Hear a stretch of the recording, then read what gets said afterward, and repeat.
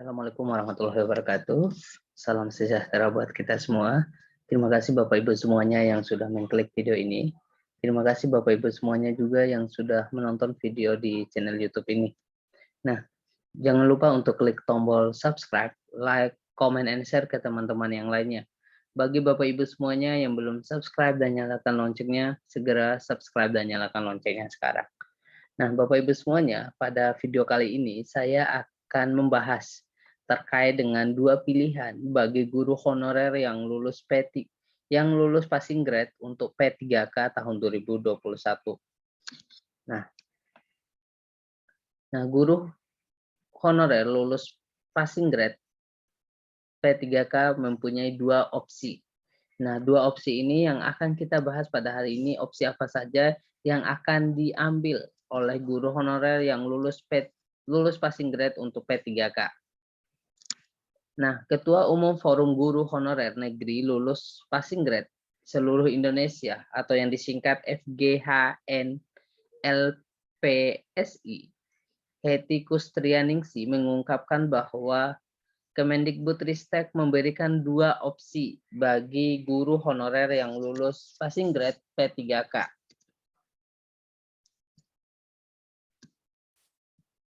Nah, opsi tersebut sebagai jawaban atas desakan guru honorer negeri yang lulus passing grade P3K tanpa formasi, sesuai hasil pertemuan dengan para pejabat Kemendikbudristek pada tanggal 15 Februari 2022, kami diberikan dua opsi, kata Hetty kepada jpnn.com pada hari Rabu tanggal 16 Februari 2022.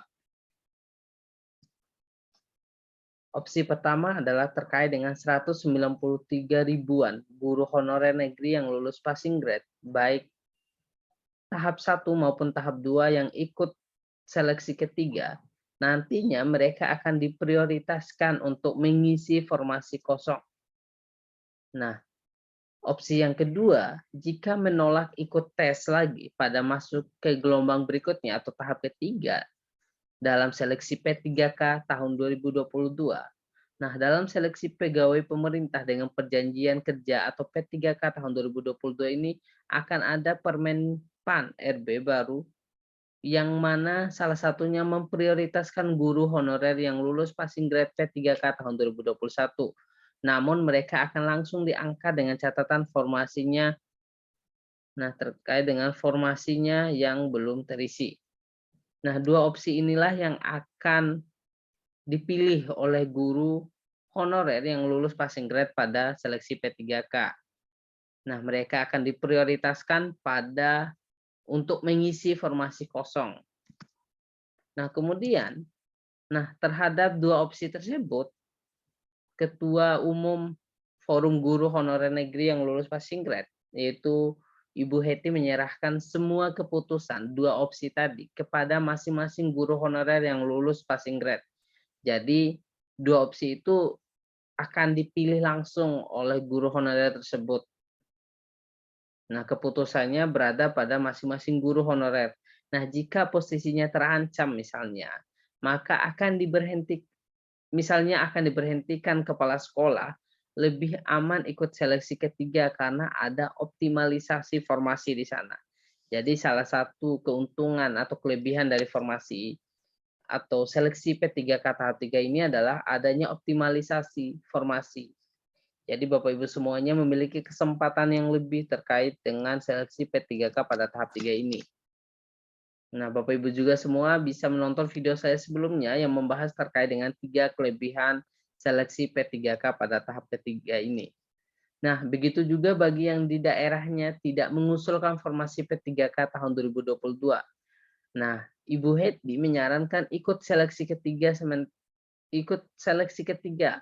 Sementara bagi yang Pemdanya mengusulkan formasi P3K guru tahun 2022, sebaiknya ikut di P3K 2022 karena tanpa tes lagi.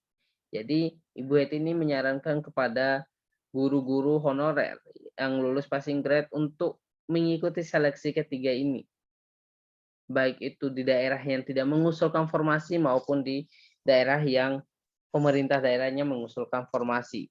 Karena kelebihan dari tes P3K tahap 3 ini adalah adanya optimalisasi formasi.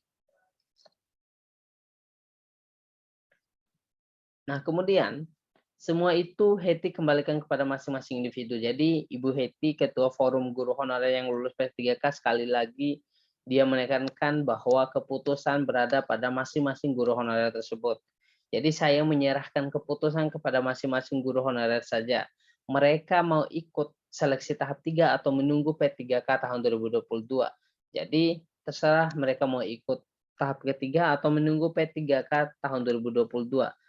Nah, Hetty juga dalam posisi dilematis karena terhitung tanggal 16 Februari 2022 dia tidak lagi diizinkan mengajar di SDN 8 Kota Cilegon oleh kepala sekolahnya. Kenapa? Karena saya sudah diberhentikan. Nah, kata Bu Hetty, dia sudah diberhentikan, memang akan lebih baik ikut yang seleksi ketiga agar mendapatkan optimalisasi. Nah, ini masih salah. Ini masih sholat istikharah dulu untuk menentukan pilihan. Nah, apakah dia akan mengikuti seleksi ketiga atau tidak? Nah, kemudian pertemuan yang disiarkan langsung dalam kanal YouTube Hetty Kustrianingsih ini juga menjadi curhatan para guru yang mewakili masing-masing daerahnya. Nah, Hetty mengungkapkan bahwa makin ke sini kian banyak guru honorer yang diberhentikan oleh kepala sekolahnya tanpa surat pemberhentian resmi. Nah, mereka hanya diberhentikan secara lisan dan tanpa memberikan alasan yang jelas. Jadi, kepala sekolah memutuskan untuk memberhentikan guru-guru honorer yang ini tanpa memberikan atau surat pemberhentian secara resmi. Mereka diberhentikan secara lisan dan tanpa memberikan alasan yang jelas. Nah, kemudian guru honorer di SDN 8 Kota Cilegon ini mengungkapkan seandainya pada seleksi P3K guru tahap 1 tidak ada perubahan Kemenpan RB, dirinya tinggal menunggu NIP atau NIP P3K dan SK dari pemerintah karena memenuhi syarat untuk lolos pada tahap 1 tersebut. Tapi karena adanya perubahan Kemenpan RB, nyatanya dia dan rekan-rekannya harus mengikuti seleksi tahap 2 tanpa jaminan adanya formasi. Nah, itu Bapak Ibu semuanya terkait dengan dua opsi yang akan diberikan oleh pemerintah pejabat Kemendikbudristek kepada guru honorer. Jadi mereka mau pilih yang mana dari dua opsi itu keputusannya berada pada masing-masing atau individu dari guru honorer yang lulus passing grade P3K itu sendiri. Nah, terima kasih Bapak Ibu semuanya yang sudah menonton video ini. Jangan lupa untuk like, comment, and share ke teman-teman yang lainnya. Dan jangan lupa untuk subscribe juga. Terima kasih. Assalamualaikum warahmatullahi wabarakatuh.